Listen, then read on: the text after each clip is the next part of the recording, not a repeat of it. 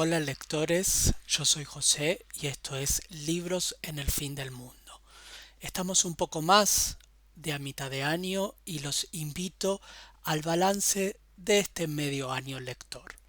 Espero que me acompañen en esta travesía para descubrir juntos cuáles fueron mis lecturas destacadas, otras olvidables de lo que vamos de este año.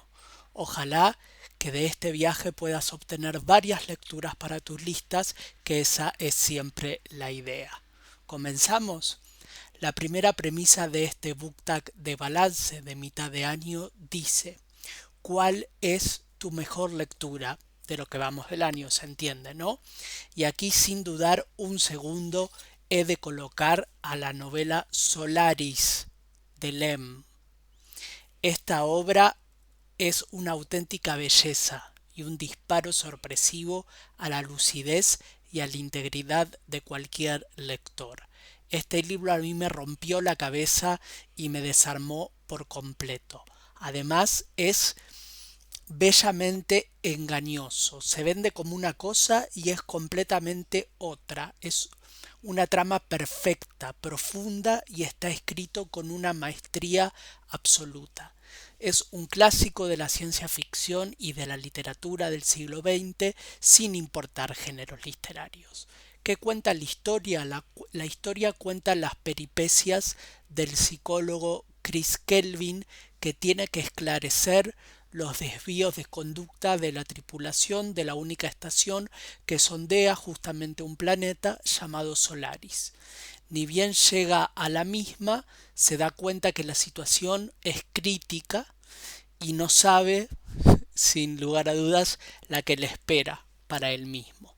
Este libro, señoras y señores, es alucinante y no deben perder ni un segundo más en leerlo si no lo han hecho. Fue una de las sorpresas más grandes de este año de lector para mí, y a mí me atrapó de una manera eh, que pocas veces a mí me ha atrapado un libro, y ha resultado una lectura sumamente estimulante porque atrapa desde varios lados de cómo puede atrapar un libro. No quiero decir mucho más porque si no termino cayendo en el spoiler. La segunda premisa, que se llama Mejor secuela, he de dejarla desierta porque no he leído sagas en lo que va del año por primera vez en mucho tiempo. La tercera dice Novedad literaria que más esperabas. Aún no lo he leído, pero no va a faltar mucho porque lo esperaba muchísimo, y por suerte ya se publicó, y es Aniquilación de Michel Houellebecq. Y en este libro estamos en el año 2027. Francia se prepara para unas elecciones presidenciales que es muy posible que gane una estrella de la televisión. El hombre fuerte detrás de esa candidatura es el actual ministro de Economías y Finanzas, Bruno Joug, para quien trabaja como asesor Paul Rayson, que es el protagonista justamente de la novela, un hombre taciturno y descreído. En esta novela se sigue la vida de este hombre, su relación de pareja y sus relaciones familiares. Ambos son espacios que tienen mucho que decir.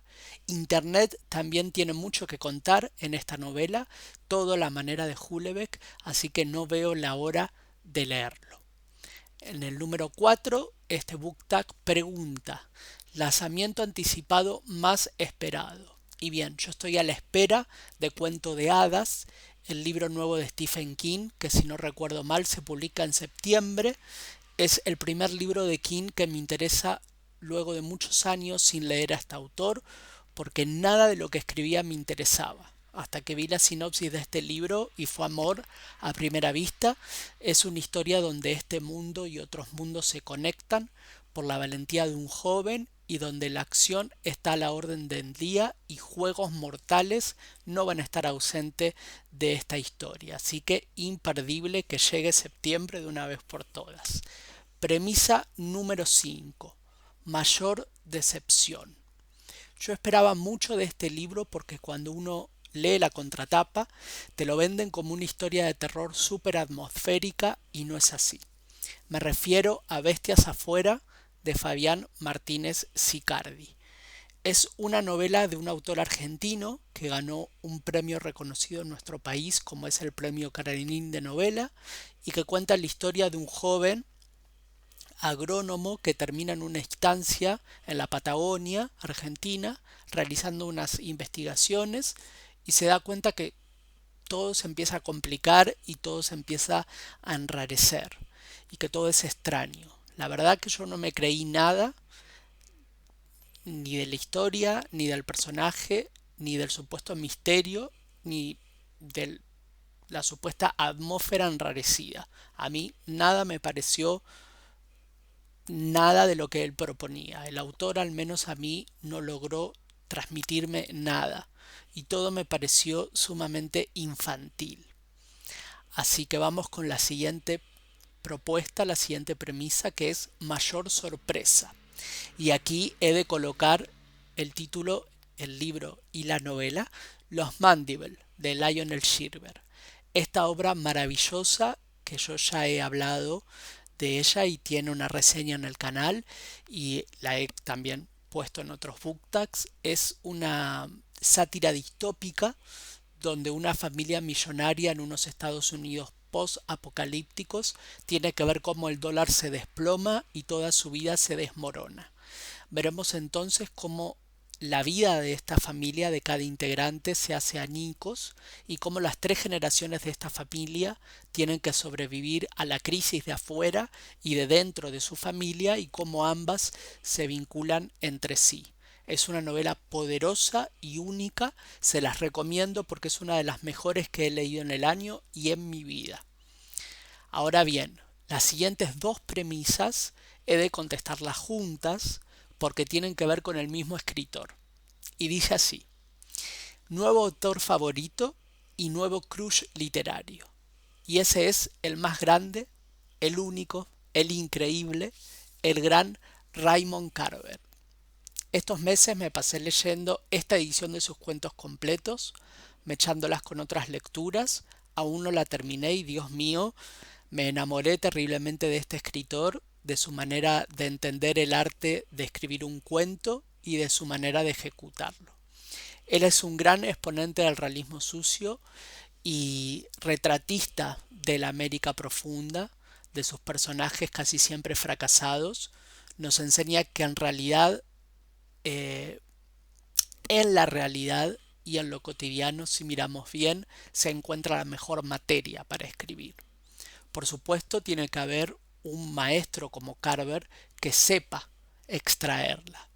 A mí en algún momento me gustaría hablar más largo y tendido sobre él, pero sin duda tienen que leer cualquiera de sus libros de cuentos que también se editan por separado y más de uno, si pueden, porque él es el mejor. Número 9. Nuevo personaje favorito. El personaje sería que más me atrapó de todos los libros que leí en lo que va en esta mitad del año. Y estoy entre dos.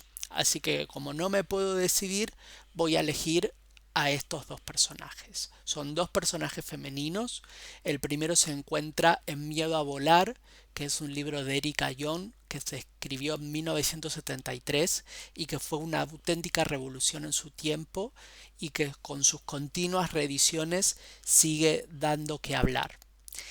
En él se cuentan las confesiones de Isadora, que es una mujer casada. Isadora es mi personaje preferido y ella está casada con un psiquiatra al cual acompaña a un congreso y allí conoce a un colega de su marido y decide serle infiel con él, tener una aventura en ese congreso ay Dios, mediante tiene todo ese congreso ahí, perdón el furcio, y mediante tiene duración todo ese congreso y decirle serle infiel y liberarse sexualmente. El personaje de Isadora quizás es un alter ego de la propia autora y resulta fascinante, ¿no? La novela en sí también es irresistible y pirotécnica. Otro personaje que se convirtió en mi favorito es Adi de La vida invisible de Adi LaRue de V.A. Schwab. Seguramente hable más de este libro en el futuro, ¿sí?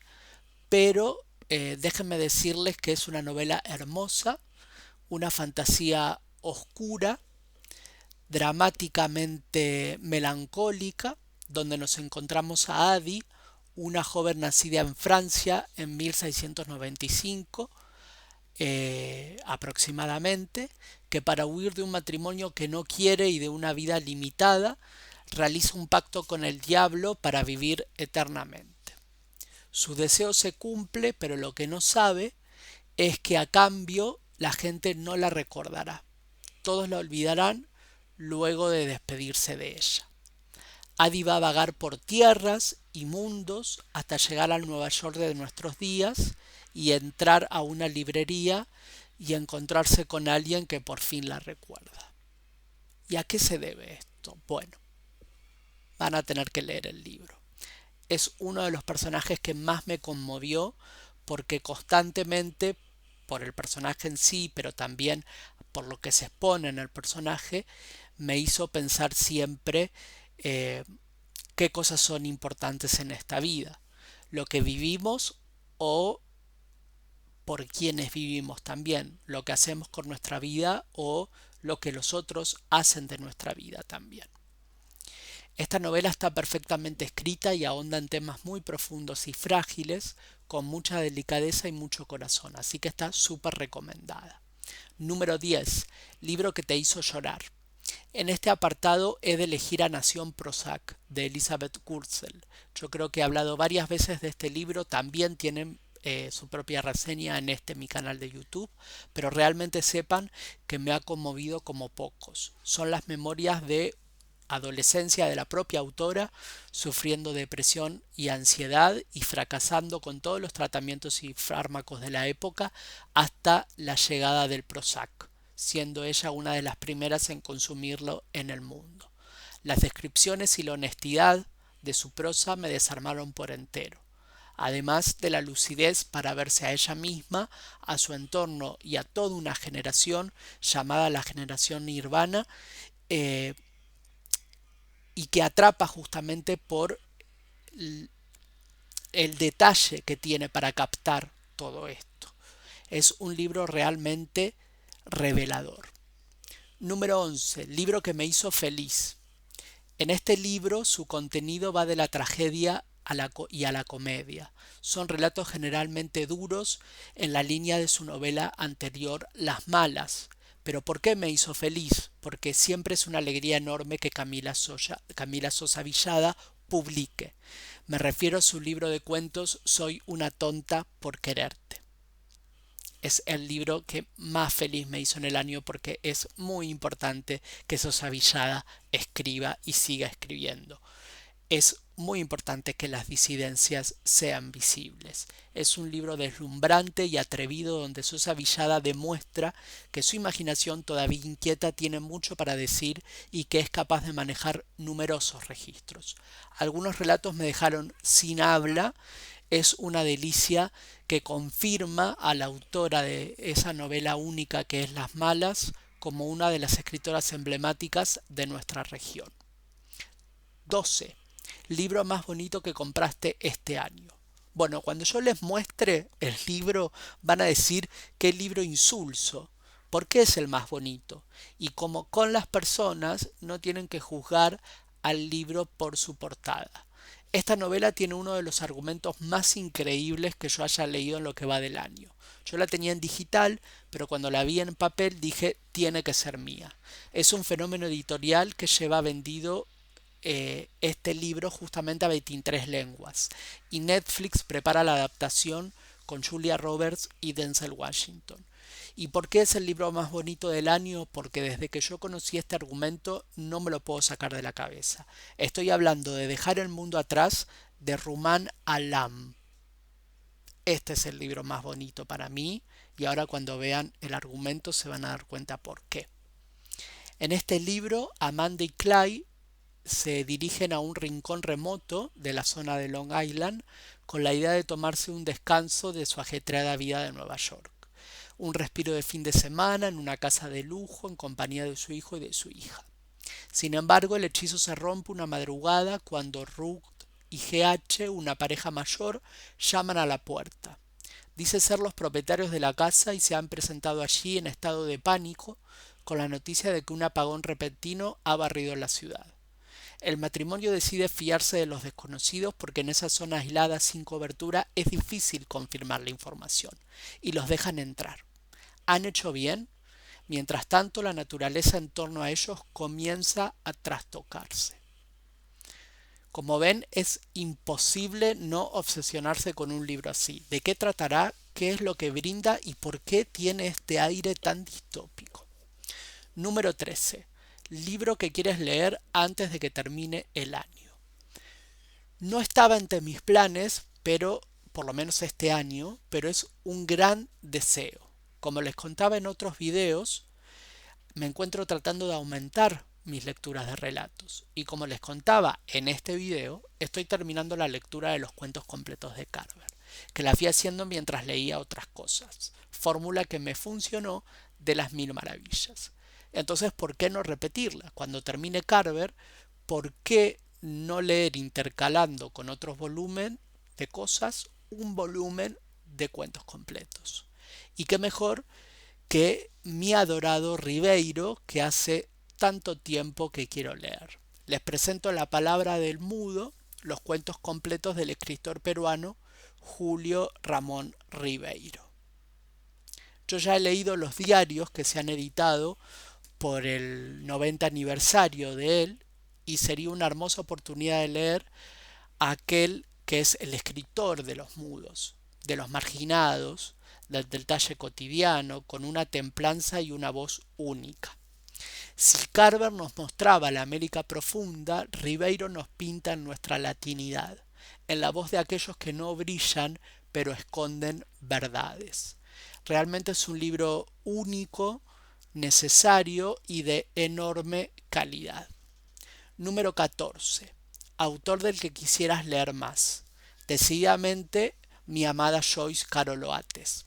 Esta mitad de año solo he leído Cardiff junto al mar, un volumen de cuentos sobre la violencia hacia las mujeres, que por supuesto me encantó como todo lo que escribe ella. Ya saben que en mi biblioteca tengo un estante con todos los libros de ella porque la amo, pero bueno, no leí nada más hasta ahora de ella. Tengo en mi lista de lectura otros títulos de ella para lo que queda del año. Espero poder cumplirlos, pero por supuesto, siempre, siempre, siempre me gusta leer mucho más y me gusta leer la mayor cantidad de libros posibles de ella. Si buscan una autora con una prosa única, fuerza y con planteos increíbles, elijan a Joyce Carol Oates porque es majestuosa y no los va a defraudar. Última premisa, libro que ahora puntuarías de otra manera. Aquí es de escoger Los profetas, de Robert Jones Jr. Los comentarios a este libro salieron en el wrap-up de abril. Es un libro al que yo le tenía mucha expectativa. Cuenta la historia de un amor homosexual entre dos esclavos en una plantación en el sur de Estados Unidos en época de la esclavitud. Lo que yo comentaba en su momento era que la novela está escrita de manera coral. Eso por momentos es un acierto y por momentos no, porque a veces es funcional a la trama y a veces no. A veces sirve que tal o cual narrador continúe narrando y a veces que no continúe y pasemos a otro es un error. Y cuando sucede varias veces se desvirtúa todo. Hasta ahí más o menos era lo que yo comentaba en el wrap-up. El tema es que luego de hacer ese video me quedé pensando en la novela y empecé a encontrarle más fallas todavía. Por eso hoy la puntuaría aún más bajo de lo que ya lo había hecho. Así que pasen de ella si quieren, o mejor, léanla y hagan su propio camino y después me cuentan. Así que hasta aquí hemos llegado con este recorrido lector, con este balance, y díganme qué les ha parecido, déjenmelo en los comentarios, y si no estás suscrito a este canal, te invito a hacerlo y formar comunidad.